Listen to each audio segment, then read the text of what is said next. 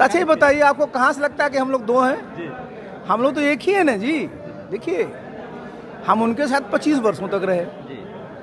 तो जितना हम उनको जानते हैं, जितना वो हमको जानते हैं, कोई जानता है क्या? खरमास बाद आरसीपी सिंह जदयू ज्वाइन करेंगे। ये तो आपको पता चलेगा। एक दौर था जब आरसीपी सिंह नीतीश कुमार के भरोसेमंद साथी हुआ करते थे। एक दौर था जब नीतीश कुमार के परछाई की तरह आरसीपी सिंह साथ हुआ करते थे। एक दौर था जब नीतीश कुमार कोई बड़ा कदम उठाते थे या कोई बड़ा फैसला लेते थे तो आरसीपी सिंह से पूछा करते थे। एक दौर यह भी आया जब बिहार के मुख्यमंत्री नीतीश कुमार ने जेडीयू की कमान यानी जेडीयू के सर्वोसर्वा राष्ट्रीय अध्यक्ष आरसीपी सिंह को बनाया और नंबर 2 की हैसियत आरसीपी सिंह की हो गई थी।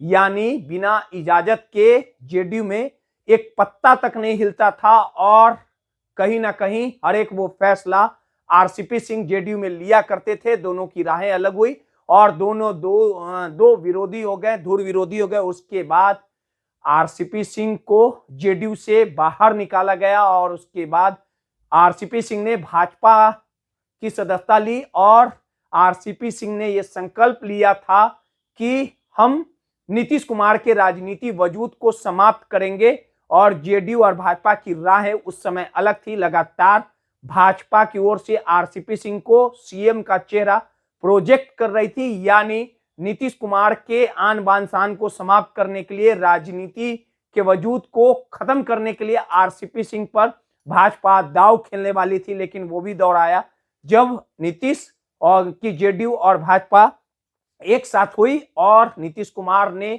गिन गिन कर भाजपा को कहीं ना कहीं पर्दे के पीछे से ये आदेश दिया कि आरसीपी सिंह को ठिकाना लगाया जाए। और उसके बाद से ही जब जेडीयू और भाजपा एक साथ आई, यानी दोनों पार्टियों ने मिलकर फिर से साथ सरकार चलाने का काम किया, तो आरसीपी सिंह को भाजपा भाव देना बंद की। उसके बाद भाजपा से नाता तोड़ के आरसीपी सिंह ने अपनी पार्टी बनाई।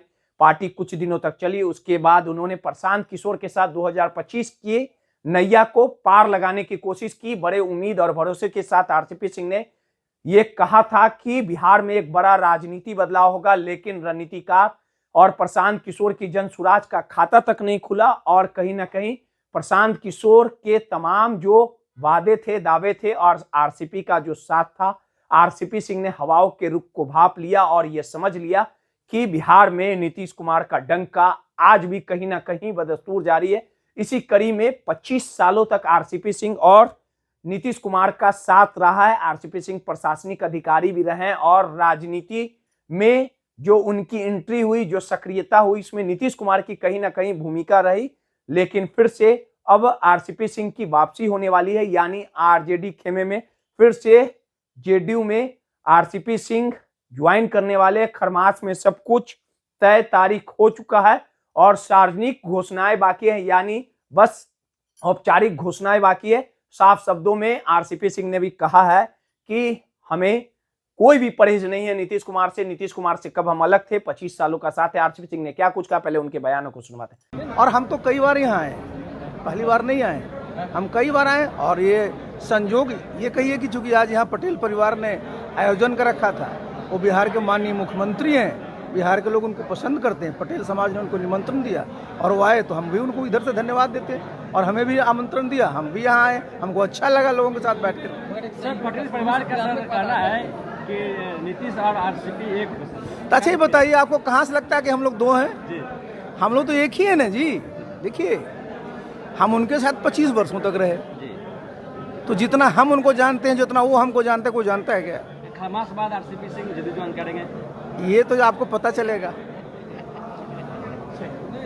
सर एक सवाल सर, हाँ, जिस तरीके से देखा जाए गरीबों घर पर अभी तक इस तरह का नहीं हुआ था, गरीबों घरों पर जिस तरह से बुलडोजर चलता है उसके लिए क्या कहना चाहेंगे? क्योंकि रहने की व्यवस्था नहीं कराई जाती है ठंड। तो आपने साफ इस बयानों के लहजे को भापिए, समझिए और कहीं ना कहीं अंदर खेमे में जो खिचड़ी थी वो पक चुकी है। खरमास के बाद बस औपचारिक घोषणा बाकी है, यानी फिर से आरसीपी सिंह नीतीश कुमार साथ आएंगे और मिलके राजनीति के कारवा को आगे बढ़ाने का काम करेंगे। नटराज न्यूज के लिए रोहित कुमार की रिपोर्ट।